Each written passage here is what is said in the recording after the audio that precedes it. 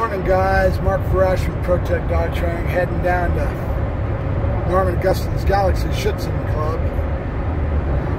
Watch all the guys work their dogs towards the sport of Schutzen, and then at the backside I usually get my dogs work for those that follow me.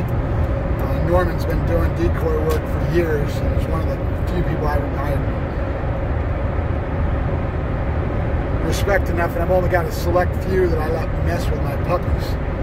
Yesterday we were out with Dante and Rocco. I didn't get any film of Rocco, but I got some film of Dante that I posted this morning. And I told you guys I was going to have a Yack session on my way down. We kind of critique what we saw yesterday, right? I went back and watched the videos a couple times, and I like what I see. This guy's a young decoy that's doing real good with himself. He's a street league decoy, which means street league's a little bit more realistic towards reality and building a dog more towards real, right? So it's a sport that looks like it's going to really take off. It has a lot of realism involved with it. At the same time, there's a cash purse. And that's something that I've felt for a long time that we should have in our sport, because there's all kinds of different stuff going on where even kids playing games are out there getting sponsorship and getting cash purses. Why shouldn't we in our profession in dog training? It's becoming that popular, and that's what Street League's kind of going after, is being able to actually have a cash purse with sponsors that'll pay for that, etc. And it'll hopefully grow even more, you know. And there's a lot more realism and personal protection in it than there is in a lot of the other sports. So it looks like it's going to take off. It's really a cool sport. This kid that was working the dog yesterday is a Street League decoy. So he's certified in that sport of Street League that's just starting up. And he's a pretty good decoy. He's got a good sense. He's got a good feel. I'm really impressed with what I see in him. And so he was working Dante. Looks like we got some kind of traffic thing going on, a traffic break or something.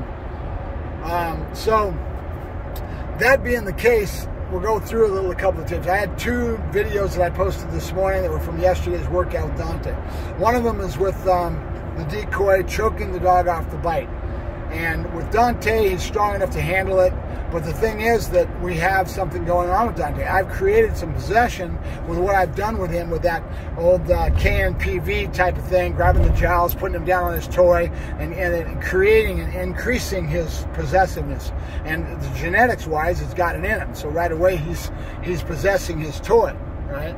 And so that's what you see when you start choking the dog off the bite like that.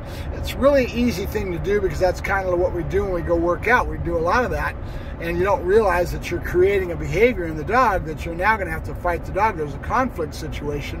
If you don't get pointed in a different direction soon enough, that dog's going to always have a problem with his out, or you'll be having to really work on getting him to out. So I'm going to work on that today with him. We'll be doing second item, so we'll be asking the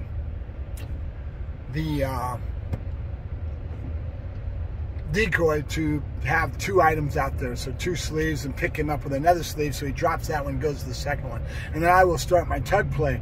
Within my tug play, I'll be doing that, and I'll start teaching him impulse control a little bit. He's still a young puppy. I don't like putting rules on the dog too soon. Right? That's the general sense. If you put rules on the dog too soon, you end up squashing him a little bit, and you'll take away from all that drive that you're trying to promote, right? We don't want to do that. So not with Dante, with where he's going. So the rules, when you put in the rules and how hard you get on the dog in regard to those rules is very important, because if you do them when they're too young, you'll take a little bit of spice out of the dog, and we don't want that. So there's a balancing act, right?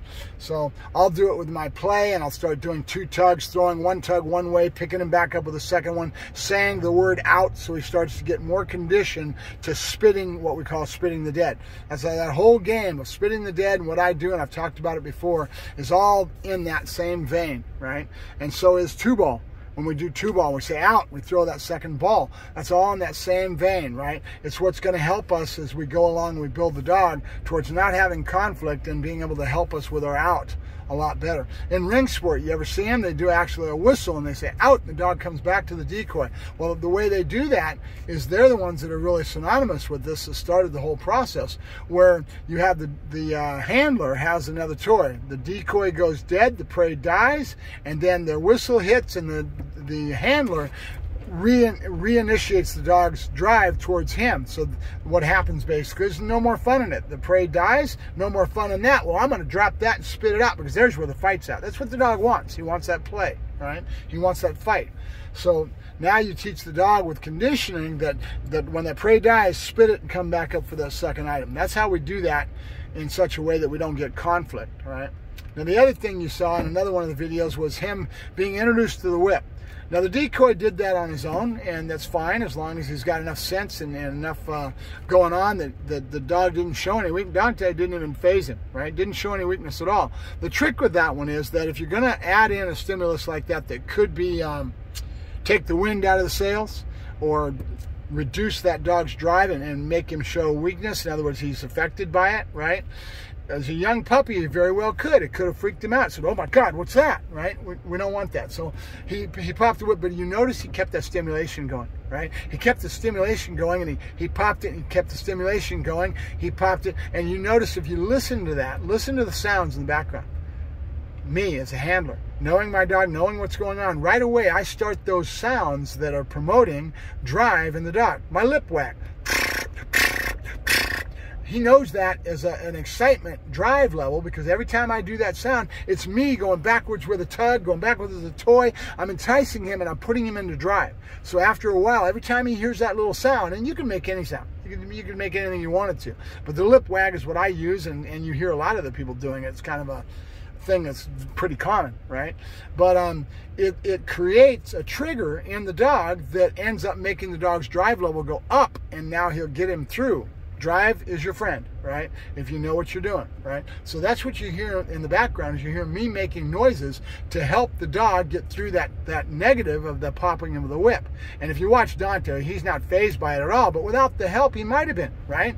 If the decoy doesn't do the right thing to keep him stimulated, so he's in drive, that whip would be have more effect on the dog's mental psyche, and that would be a negative, right? We don't want any negatives, we want only positive. And if we do put a negative on him, like that pop of the whip could have been a negative, we want to make sure that we help him through things. That's one of the things you see me doing when I go out in public and I do my my environmental. I always take that nana, I take that toy, and I redirect the dog, and I get him in drive, and I keep him out of that worried state of mind. This is very similar to that, right? Same type of concept, right? So it takes a decoy that can read the dog and understand what's going on and have that instant read on the dog. Their timing is critical. If they're reading the dog, and when they do things and they do it the right way, that dog will never be affected. He's always being drawn in the right direction, and these things are being used properly, right, to build the dog, right?